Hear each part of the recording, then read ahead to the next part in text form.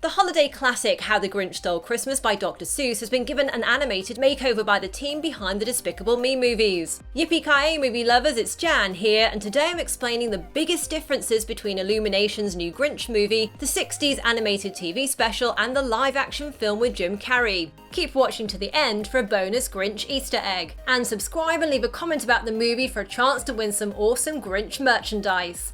The first big difference that you'll notice between this particular Grinch and previous versions is that the filmmakers have deliberately made him a little more likeable and relatable. That's because they felt a very nasty Grinch would be too off-putting in a feature-length festive film, so they sanded down his spiky edges somewhat.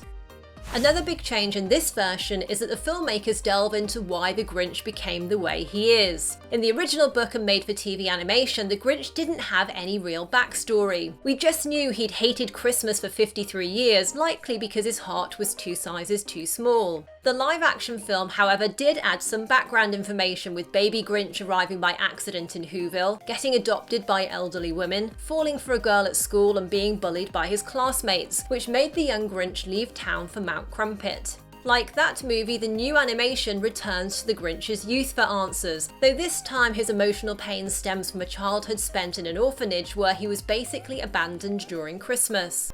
By bringing up the Grinch's backstory, the filmmakers wanted to soften our feelings towards him and open up a path for him to heal over the course of the story.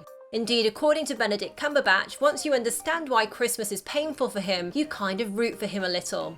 But what about the new Grinch's appearance? Well, although in his 1957 book he started out black and white with pinky coloured eyes, thanks to the 1966 animation, green is very much the colour associated with the holiday-hating character. And as you'd expect, just like the live-action movie in 2000, Illumination's animated feature sticks with green, though it does make some changes, giving his teeth a cosmetic makeover and adding pinker lips and green on white eyes, in a change from the pinky red on yellow eyes of the 60s animation and the green on yellow eyes of the live action. This Grinch also looks brighter, softer, better groomed and less creepy than previous versions, which I imagine was done to make him look more appealing. The amazing progress in animation tools and techniques since the early cartoon means there's a real sense of texture to the Grinch's hair in this new film, and the wavy effect in his fur feels like a nod to the character's drawings in the book.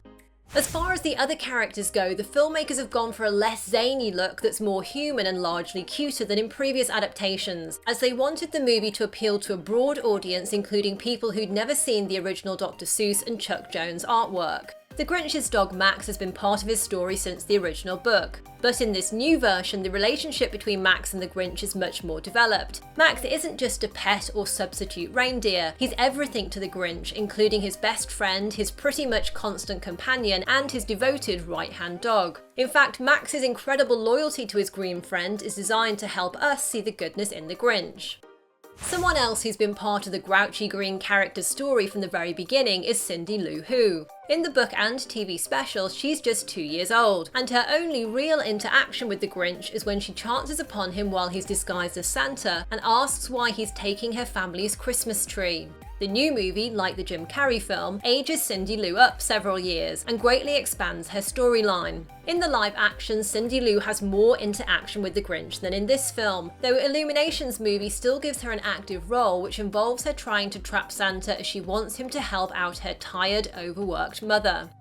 There's also a whole host of new characters introduced in this film. Not content with just having one adorable creature on screen, the new movie adds a reindeer called Fred, who I can absolutely see being a favourite with kids and selling a ton of toys much like Max. Fred appears when the Grinch starts to put together his plot to steal Christmas, and he's not only a nice comic foil to the Grinch's grumpiness, but as with Max, he also lets us see a different side to the green Christmas thief. Another new animal addition to the story is a wild goat, and although he's not on screen very long, he definitely leaves an impression thanks to his rather distinctive voice, which adds to the film's comedy.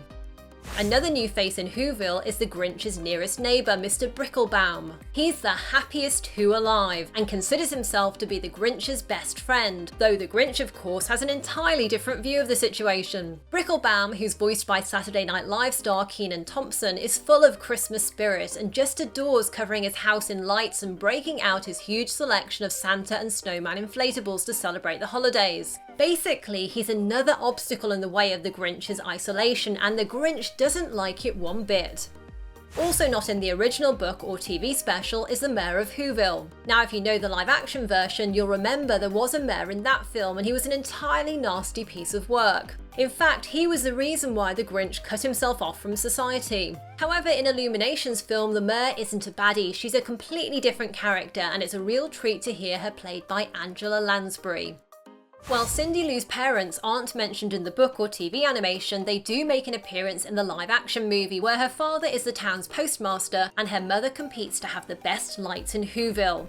In a complete change, in the new animation, Cindy Lou's mum Donna is a frazzled, hard-working single parent with 3 children, and she's voiced by Parks and Rec star Rashida Jones. Similar to the live-action father though, this new animated mother realises that Christmas is about much more than things. Cindy Lou needs some help to carry out her plan to trap Santa, so she turns to her friends, who are all new additions to the popular story. There's her best friend Crumpet, as well as the brains of the outfit Izzy, the laid-back Axel and the wise-cracking Ozzy. In the book, there's only a handful of houses shown in Whoville, and although the number of colourful Who homes more or less triples in the TV special, it's still a tiny town. In the live-action movie, Whoville got much bigger and more detailed, with a post office, stores and a school, and there was also an excess of festive lights, ornaments and presents, as the Whos were more materialistic. Illumination's new film takes things in a different direction, making Whoville's houses, stores, businesses and vehicles reflect the warm and welcoming nature of the Whos. The new Whoville is a vibrant town full of vivid colours. In fact, it appears so sweet and inviting that it looks like it could be made of gingerbread. By the way, when creating Whoville, the filmmakers made sure they avoided straight lines where possible, to keep a similar vibe to Dr. Seuss's work. Story-wise, there are some interesting differences between all the versions of The Grinch's Tale. The only time the Grinch visits Whoville in both the book and the 60s animation is to carry out his plan to steal Christmas. In the live-action film, however, the Grinch visited Whoville several times before trying to steal their big day. First, he went to cause trouble after some Whos disturbed him on Mount Crumpet, and later he returned as holiday cheermeister for the Whos' seasonal celebration. The new animated movie also shows the Grinch descending from his mountain home before his big robbery, but this time it's because he's run out of groceries after stress-eating his way through all the food in his house ahead of Christmas. He later ends up in Whoville again after his plan to launch a huge snowball at the town goes wrong. While all the versions of the story show how much the Grinch hates all the noise of Christmas, the new animated movie ups the stakes as the Grinch is faced with the prospect of the noisiest holiday season ever, as this year Whoville's mayor wants the festivities to be 3 times bigger than usual. Of course, the Grinch really can't stand the idea of that, which leads him to steal Christmas to stop the noisy madness of it all. I mentioned earlier that Whoville is much bigger in this film, and that means that the Grinch's plan to rob the Whos turns out to be much more challenging than previous adaptations. In fact, this time it's a whole big production, more akin to a huge heist. So expect to see the Grinch get really creative, using a massive range of crazy Rube Goldberg-style contraptions that reminded me a lot of the kind of stuff you see in Aardman's Wallace and Gromit films. Oh, and the Grinch's cave is also full of ridiculous high-tech gadgets and gizmos too. If you're a fan of the songs from the original animation, you'll be pleased to hear the new movie features both Welcome Christmas, which gets a pretty familiar interpretation, and You're a Mean One, Mr. Grinch, which is given a totally different spin. There's also a new song, I'm the Grinch, which plays over the closing credits. Singer-songwriter Pharrell Williams, who provides a lovely and suitably warm narration for the new film, certainly had big shoes to fill, as generations have grown up hearing Boris Karloff lend his inimitable voice to the TV special. As for the new script, it mixes Dr. Seuss's original language with new dialogue and narration, so in addition to many classic lines, you'll also hear new material that aims to reflect the style and spirit of the original. Pharrell's vocal performance in The Grinch is also an Illumination Easter egg, as the singer-songwriter has composed themes and songs including the Oscar-nominated Happy for the Despicable Me movies. And I'll be talking about lots more Illumination Easter eggs in my Things You Missed in the Grinch video, which you can tap here to watch or click the link at the end or in the video description below. Now, which is your favourite version of the Grinch, and what do you like best about the new movie? Let me know in the comments below, and remember to subscribe for a chance to win one of these cool Grinch merch packs. I've got new videos on the Grinch coming up, so tap left to watch the next one, or tap right for another video you're sure to like. If you enjoyed this, I really appreciate a thumbs up and a share. Thanks for watching, and see you next time. Yippee-ki-yay, movie lovers!